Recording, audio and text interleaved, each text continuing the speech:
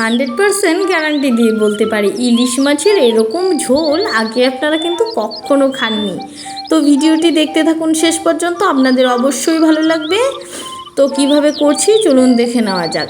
প্রথমে কিছুটা সরিষার তেল দিয়ে দিয়েছি, গরম হয়ে গেলে নুন হলুদ মাখিয়ে রাখা ইলিশ মাছটাও দিয়ে দিয়েছি, দিয়ে হালকা করে ভেজে নিতে হবে, খুব বেশি ভাজার দরকার নেই।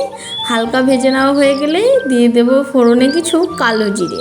কালো জিরেটা হালকা হয়ে গেলে দিয়ে দেবো ওতে কিছুটা পেঁয়াজ বাটা, দিয়ে নাড়িয়ে চাড়িয়ে নুন হলুদ দিয়ে দেব, দিয়ে সব কিছু কিন্তু খুব হালকা হাতে মেশাতে হবে, কেননা ইলিশ মাছটা খুব নরম হয় তো ভেঙে যেতে পারে, তাই খুব হালকা হাতে নাড়িয়ে চাড়িয়ে অনেকক্ষণ সময় ধরে কষিয়ে নিতে হবে।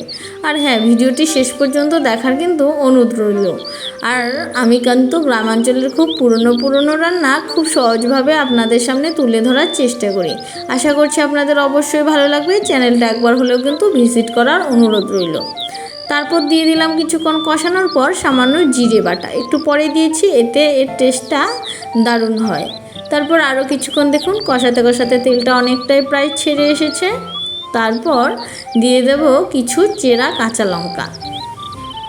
কাঁচা লঙ্কাটা নিজেদের স্বাদ অনুযায়ী দিয়ে দেবেন, আমরা একটু বেশি ঝাল খেতে পছন্দ করি বলে একটু বেশিই দিয়েছি, আপনারা নিজেদের টেস্ট অনুযায়ী দিয়ে দেবেন।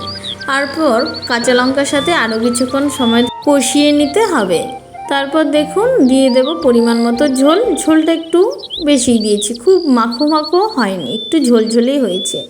আমরা বাঙালিরা গরম ভাতে যদি একটু ইলিশের ঝোল পড়ে যায় আর কি চাই বলুন তো, দুপুরের খাবারে আর তো কিচ্ছুটি চাই না। তারপর আরও কিছুক্ষণ সময় ধরে নাড়িয়ে চাড়িয়ে যখন তেলটা ছেড়ে ছেড়ে আসবে, সাইডে দেখবেন তেলটা কালো কালো হয়ে গেছে, এতেই বুঝতে হবে রান্নাটি হয়ে গেছে। তারপর গরম গরম নামিয়ে নিন আর গরম ভাতের সাথে পরিবেশন করে ফেলুন, দারুণ।